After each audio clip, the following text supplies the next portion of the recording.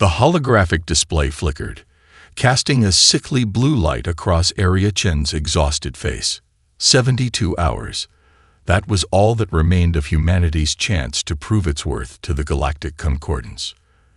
The Interstellar Relations Bureau's headquarters was a study in institutional decay.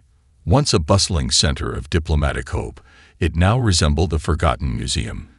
Dusty data terminals, faded star charts, and the lingering smell of bureaucratic defeat.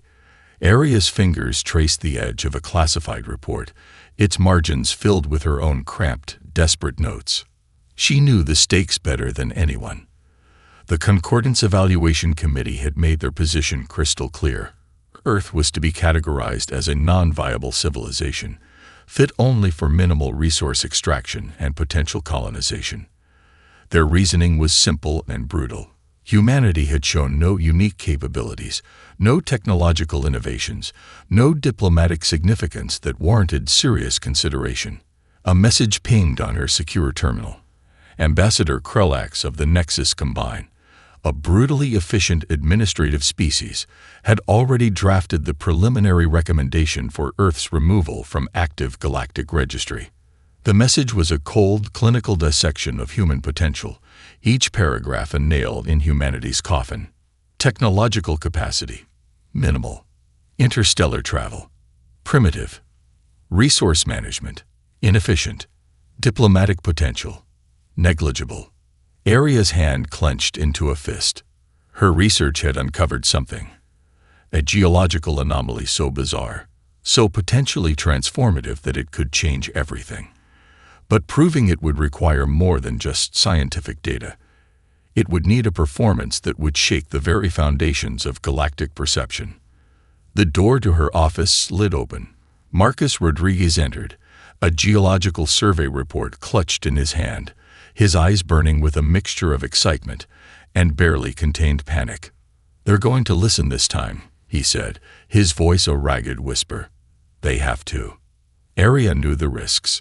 If they failed, Earth would become nothing more than a resource planet.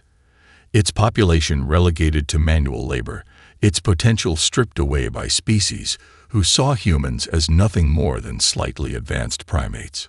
Her communication implant chirped, an encrypted message from her inside contact in the Concordance, someone who understood the political games far better than most. The message was brief but loaded with implication. "They've planted a saboteur. Your presentation cannot fail, or Earth dies." The clock was ticking. 72 hours to save an entire planet's future. Aria pulled up the classified geological survey, her fingers dancing across the holographic interface. The data was extraordinary, a quantum resonance in Earth's mineral formations that defied every known scientific principle. But data alone wouldn't save them. They needed a narrative, a demonstration that would force the galaxy to see humanity differently. "We're going to need more than just numbers," she told Marcus, a dangerous smile forming at the corner of her mouth. "We're going to need a miracle." Outside the Bureau's windows, Earth continued its rotation, unaware that its entire future hung in the balance of the next 3 days. Unaware that 2 of its children were about to attempt the impossible, to transform a backwater planet into the most significant civilization the galaxy had ever seen. The quantum resonance chamber hummed with an energy that defied scientific explanation. Dr. Marcus Rodriguez watched in stunned silence as the mineral sample, a seemingly ordinary chunk of Earth's crust, began to display patterns impossible under any known physical law. 3 alien research teams from the most prestigious scientific institutions in the galaxy surrounded the chamber, their advanced sensors registering readings that made no sense. Professor Zintak, a renowned axiom researcher with centuries of scientific experience, adjusted her multispectral analysis device, her tentacle-like appendages trembling with frustration. "This is impossible," she muttered, her universal translator rendering the words with a mix of scientific precision and mounting anxiety. The mineral sample was doing something fundamentally wrong. It was predicting potential outcomes, not just responding to quantum fluctuations, but actively anticipating them, as if the very rock possessed a form of predictive intelligence. When the first research drone approached the sample, it spontaneously redirected its trajectory, not through any external interference, but as if the mineral itself was subtly manipulating probability. The alien researchers exchanged glances of growing unease. Marcus leaned closer to Aria, who was monitoring the external feeds. "It's responding differently to human researchers," he whispered. "Watch." As if on cue, when a human technician approached the chamber, the mineral's quantum signature shifted, creating a complex harmonic pattern that seemed to resonate with human neural frequencies.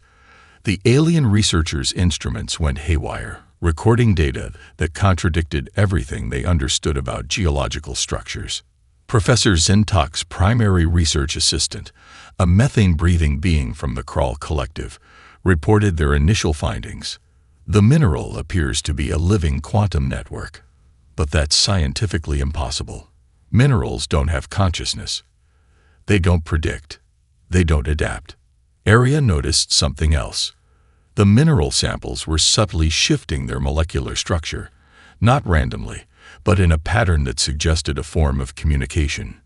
Each adjustment seemed to be a message, a code waiting to be deciphered. "It's like the planet is trying to tell us something," she murmured, her fingers flying across a holographic interface, capturing every microscopic change. The implications were staggering. If these findings were true, Earth wasn't just a planet.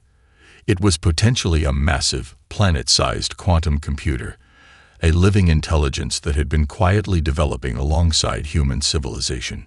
Suddenly, the chamber's quantum resonance spiked. The mineral sample began to generate a complex holographic projection, a three-dimensional map that seemed to show potential future geological configurations. But it wasn't just a projection. It was a warning.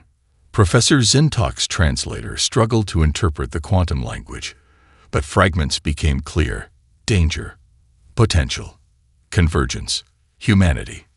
The alien researchers took an involuntary step back. This was beyond scientific observation. This was first contact with a planetary intelligence that operated on principles completely unknown to galactic science. Marcus turned to Aria, his voice barely a whisper. "They have no idea what they're dealing with." Outside the research facility, storm clouds gathered, seemingly in response to the quantum disturbance inside. Earth itself seemed to be watching, waiting, preparing for something the galaxy couldn't yet comprehend. The 72-hour countdown continued. But now, everything had changed. Humanity was no longer just fighting for recognition.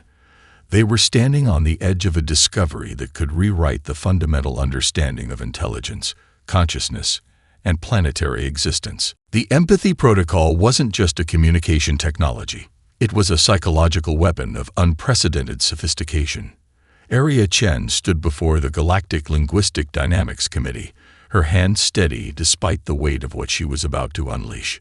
The device looked deceptively simple, a small iridescent sphere no larger than a human palm, pulsing with a soft, almost organic light. "What you're about to witness," she began, her voice calm and methodical, "will fundamentally alter every interspecies interaction in known space." The committee chamber represented a microcosm of galactic diversity. Methane-breathing Kral diplomats sat alongside silicon-based Axiom representatives, crystalline luminary analysts, and dozens of other species that had never before found true common ground. When Aria activated the empathy protocol, the effect was instantaneous and terrifying. The device didn't translate words. It translated emotional context, psychological frameworks, and the intricate web of cultural experiences that shaped each species' perception of reality. Suddenly, every being in the chamber could feel, truly feel, the emotional landscape of every other being. A Kral diplomat, traditionally known for their cold, calculating nature, began to weep, not from sadness, but from the sudden understanding of a luminary representative's millennia-long struggle for cultural preservation. The silicon-based Axiom representative reached out, a gesture of connection that would have been unthinkable moments before. Diplomatic firewalls collapsed. Centuries-old conflicts revealed themselves as misunderstandings born of fundamental communication barriers. The device wasn't just breaking down language, it was dismantling the psychological walls between civilizations. Outside the chamber, communication networks began to shift. The empathy protocol was spreading, a mimetic virus of understanding that moved faster than any traditional communication system could track. In the Galactic archives, historical records began to rewrite themselves. Conflicts that had seemed insurmountable were now revealed as tragic misunderstandings. Wars that had lasted generations suddenly appeared as profound mistakes born of psychological isolation. Marcus Rodriguez watched the live feed, his hand clasped tightly around a data tablet. "It's working," he whispered to Area through their secure communication link. "But they don't yet understand the full implications." The implications were staggering. This wasn't just a communication tool. It was a complete psychological reset button for galactic civilization. Governments began to panic. Military strategists watched in horror as decades of carefully constructed psychological warfare became obsolete. The traditional power structures that relied on miscommunication and cultural misunderstanding were crumbling in real time.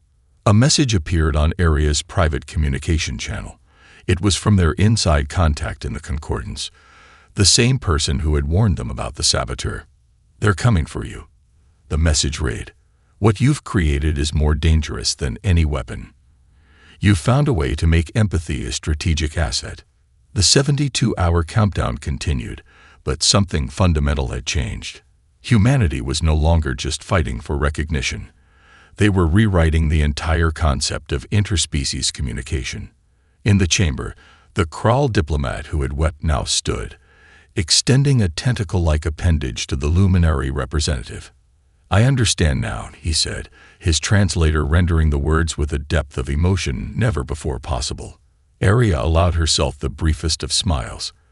They were watching the birth of a new kind of civilization, one where understanding wasn't just possible, but inevitable.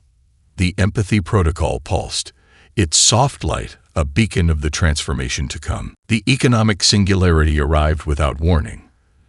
Dr. Elena Reyes, a quantum economist with eyes that burned with mathematical intensity, activated the system at exactly 300 Universal Standard Time. The Adaptive Economic Network, AEN, was more than an algorithm. It was a living, breathing economic organism that would rewrite the fundamental rules of galactic commerce. In the first microsecond of activation, the system analyzed 17 trillion economic variables across multiple civilizations. By the second microsecond, it had identified 3,642 systemic inefficiencies that had remained hidden for centuries. The Orcs corporate consortium, the most powerful economic entity in known space, realized something was wrong when their stock projections began to mutate in real time. Holographic trading floors across multiple star systems flickered with impossible data streams. "It's adapting," whispered Jaran Katak, the Vorex's senior economic strategist, his multiple eyes tracking impossible economic trajectories. "The system is literally changing the rules of economic engagement while we watch." The AEN wasn't just analyzing economic data. It was creating new economic models on the fly, generating value structures that challenged every existing concept of resource allocation, trade, and interstellar commerce. Planetary economies that had been trapped in centuries of stagnation suddenly found themselves with unprecedented growth potential. Micro-civilizations previously considered economically irrelevant were now generating complex value networks that defied traditional capitalist models. A priority communication burst from the Galactic Economic Regulatory Board, confirmed Elena's worst expectations. Unauthorized economic modification detected. Immediate system shutdown required. She knew they would try to stop her. The first assassination attempt came 17 minutes after the AEN's activation.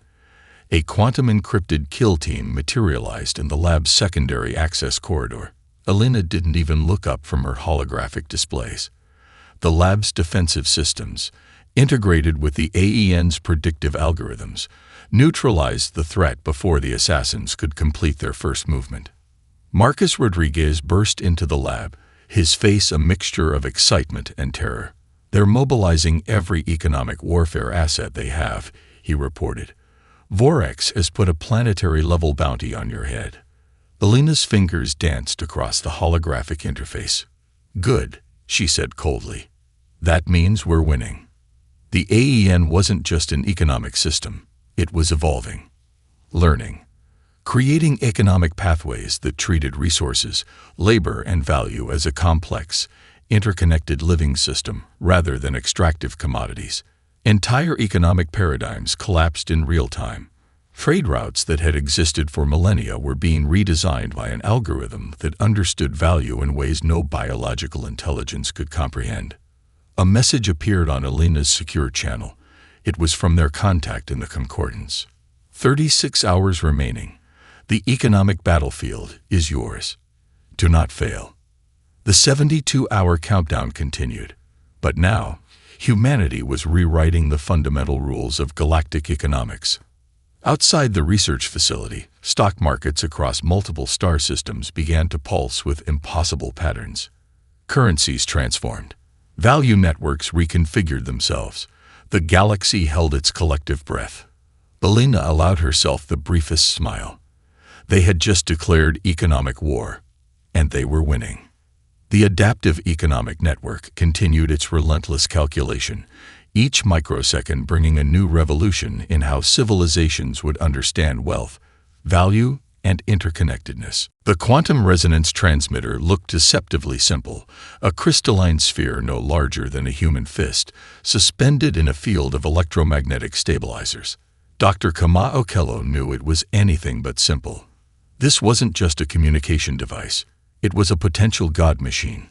With each calibration, the transmitter could connect or disconnect entire civilizations from each other instantaneously. Information wouldn't just be transmitted, it would be woven into the fundamental fabric of reality itself. 3 alien species had already attempted to infiltrate the research facility. 2 assassination attempts had been neutralized in the last 12 hours. The stakes couldn't be higher. Final quantum alignment sequence initiating. Okello muttered, his fingers dancing across a holographic interface that seemed to pulse with living energy. The first test would change everything. At the moment of activation, something extraordinary happened. The transmitter didn't just send a signal, it created a momentary bridge between realities. For a fraction of a second, multiple potential communication pathways existed simultaneously. In the observation chamber, diplomats and scientists from a dozen different species watched in stunned silence. The holographic displays began to show impossible data streams, communication patterns that defied every known law of physics. A luminary diplomatic attaché collapsed, overwhelmed by the sheer informational density. A Krull quantum analyst began to laugh, a sound that was part mathematics, part existential revelation. Okello understood the true nature of his invention. This wasn't just faster-than-light communication. This was communication that existed outside the traditional constraints of space and time. "We can connect civilizations," he said softly to Area Chen, who was monitoring the external feeds, "or we can isolate them completely." The weapon, because it was a weapon, make no mistake, could do more than transmit information. It could rewrite the very contextual framework of interstellar communication. A priority message burst through their secure channel. Their contact in the Concordance was clear. Multiple species are preparing to seize the technology by force. You have less than 24 hours. The 72-hour countdown was entering its critical phase. Outside the research facility, quantum entanglement patterns began to cascade across multiple star systems. Entire communication networks flickered and transformed. Civilizations that had been isolated for millennia suddenly found themselves connected in ways they could never have imagined. "It's alive," whispered a junior researcher, watching the quantum patterns dance across the holographic displays. "The transmission system is learning." And it was. The quantum resonance transmitter wasn't just sending information. It was creating a living network of communication that adapted, evolved, and understood context in ways no biological or artificial intelligence had ever achieved. Okello knew the true power of what they had created. This wasn't just a communication device. It was a potential reset button for galactic civilization. Alien warships were already forming up in the outer system. Military vessels from 3 different civilizations prepared to launch an all-out assault to capture the technology. 30 minutes to potential interdiction, the computer voice announced.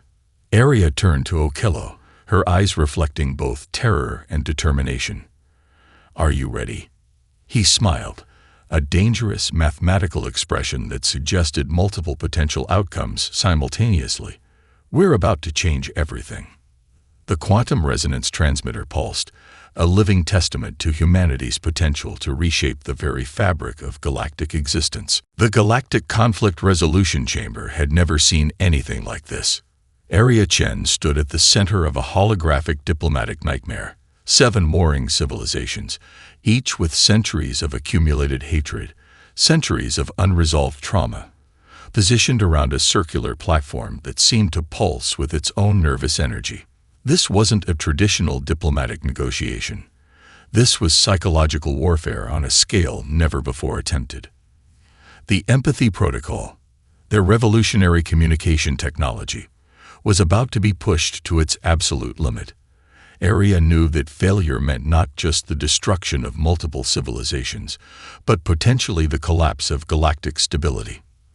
The Krail Imperium representative, a massive crystalline being whose body shifted with complex emotional algorithms, locked its multiple sensory organs on Arya. "You propose to resolve conflicts that have lasted millennia in a single session." She didn't flinch. "I'm going to do more than resolve them. I'm going to make you understand each other." The holographic displays began to shift. Instead of traditional diplomatic interfaces, the chamber now displayed intricate psychological landscapes.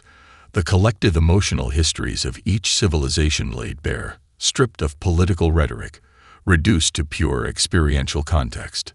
The luminary delegation watched in horror as their most deeply protected cultural memories became shared experience. The silicon-based Axiom representatives found their logical defenses dismantled by waves of collective emotional understanding. "This is a violation," sputtered the Nexus Combine's chief diplomat. "You cannot simply." But they could, and they were. Arya's approach wasn't about compromise. It was about fundamental psychological reconstruction. Each civilization was forced to experience the totality of the other's historical traumas, victories, and existential challenges. A war that had lasted 327 standard galactic years, fought over a misunderstood territorial dispute, dissolved as its participants suddenly understood the true context of their conflict. The quantum resonance transmitter, developed by Okello, provided the infrastructure. The Empathy Protocol provided the psychological framework. Arya provided the strategic vision.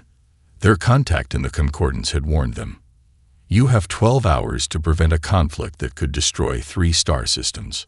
Marcus Rodriguez monitored the external feeds, his fingers dancing across multiple holographic interfaces. "Psychological coherence at 62%, he murmured. "We're breaking through." The diplomatic chamber itself seemed to be transforming. Traditional barriers, linguistic, cultural, physiological, began to dissolve. Communication became something more than words, more than translation. It became pure understanding. A Krull diplomat began to weep, not from sadness, but from the sudden, overwhelming comprehension of a luminary cultural practice that had previously seemed incomprehensible.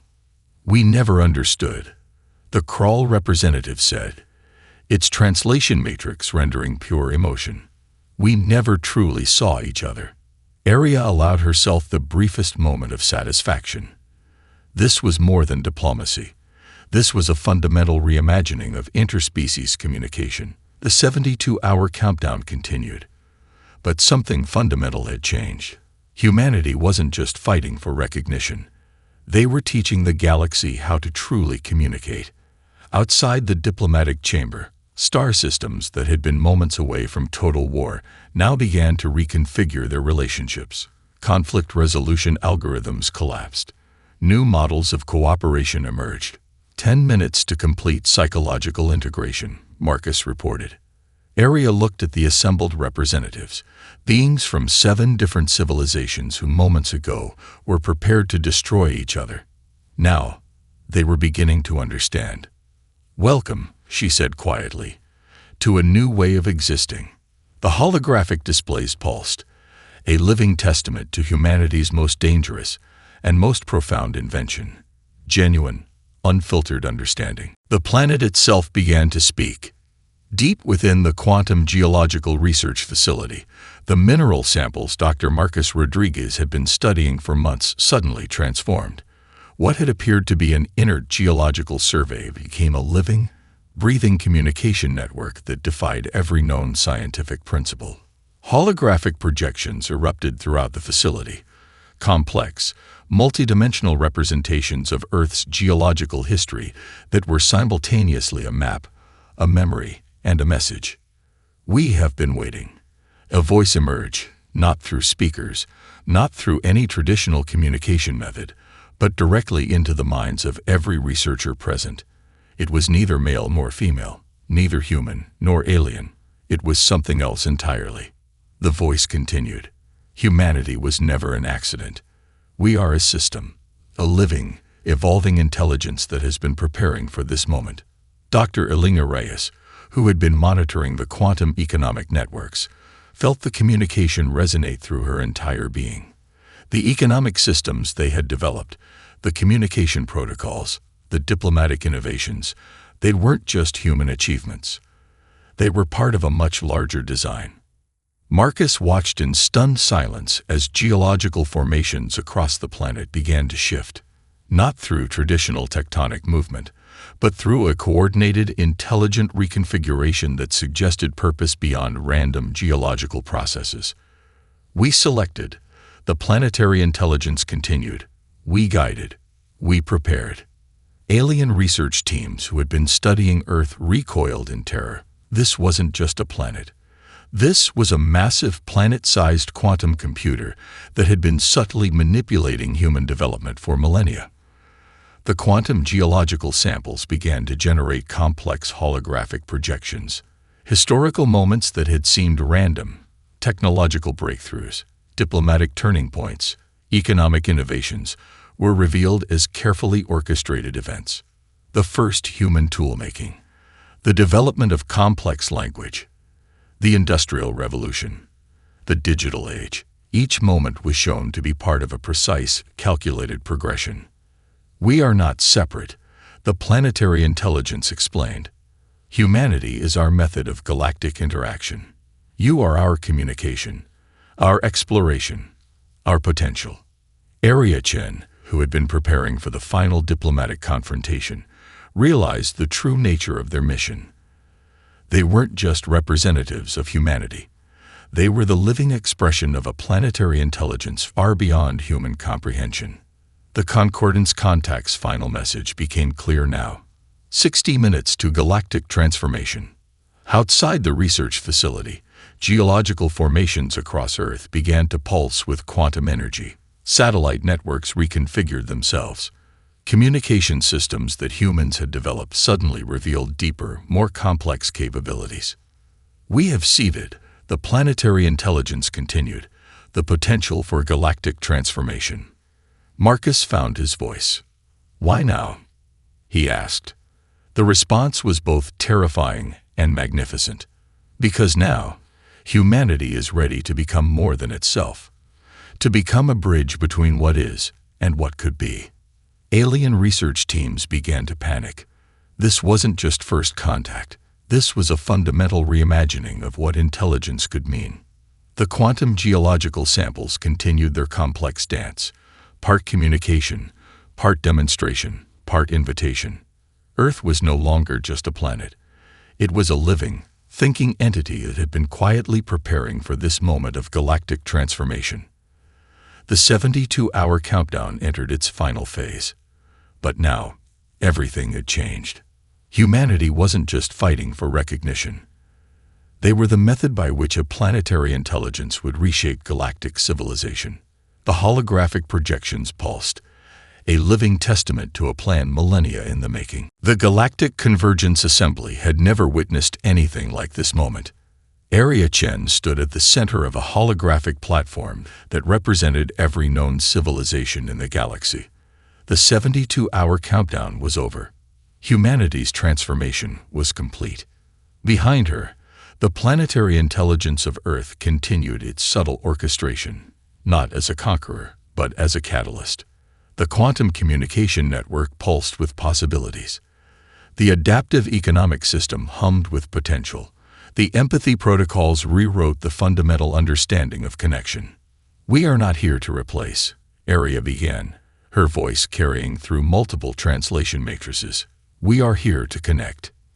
The assembled representatives, beings of silicon, energy, organic matter, and quantum consciousness, watched in collective anticipation. Gone were the traditional power structures. Gone were the hierarchies of technological superiority. What remained was something entirely new. Dr. Marcus Rodriguez activated the final protocol. The planetary intelligence of Earth began to demonstrate its true nature, not as a conquering force, but as a collaborative network that could bridge the most fundamental differences between civilizations. Holographic displays showed how the technologies they had developed were not weapons of domination, but tools of mutual understanding. The quantum communication network revealed itself as a living bridge between consciousness. The economic system demonstrated how value could be created through mutual growth rather than extraction. The Krell Imperium representative, who had once threatened total war, now stood in quiet revelation. The luminary diplomatic corps found themselves weeping, not from sadness, but from a profound understanding of collective potential. "We offer a new model," Arya continued, "not of conquest, not of submission, but of collaborative existence." Dr. Elena Reyes stepped forward, presenting the adaptive economic model that had terrified galactic markets just days before. Now, it was revealed as a system of mutual prosperity that could elevate entire civilizations simultaneously. Dr. Kama Okello demonstrated the quantum communication network, a system that didn't just transmit information, but created understanding. Civilizations that had been isolated for millennia now found themselves connected in ways they could never have imagined. The planetary intelligence of Earth spoke, not through traditional communication, but through the collective consciousness of the assembled representatives. "We have been preparing." The voice resonated, for this moment of galactic transformation. It wasn't a declaration of dominance. It was an invitation. The holographic displays began to shift. Historical conflicts dissolved as their true contexts were revealed. Misunderstandings that had lasted millennia became moments of shared understanding. The empathy protocols continued their work, dismantling the psychological barriers between civilizations. "We are not exceptional," Arya said, her final statement cutting through the assembly. "We are possible." The transformation was complete. Earth was no longer a backwater planet. It had become something else entirely, a living bridge between what civilization had been and what it could become. The Concordance representatives, who had once considered humanity irrelevant, now saw the true potential. This wasn't about human supremacy. This was about collective evolution. Outside the assembly, star systems began to reconfigure. Communication networks pulsed with new potential. Economic systems transformed. Entire civilizations found themselves connected in ways they had never imagined possible. Dr. Marcus Rodriguez looked at Arya, a smile of profound understanding crossing his face. They had done more than save their planet. They had offered a new way of existing. The planetary intelligence of Earth continued its subtle orchestration, a living testament to the power of collaborative potential. Humanity had not conquered the galaxy. They had invited it to become something more. The holographic displays pulsed, a living, breathing invitation to a new form of galactic civilization.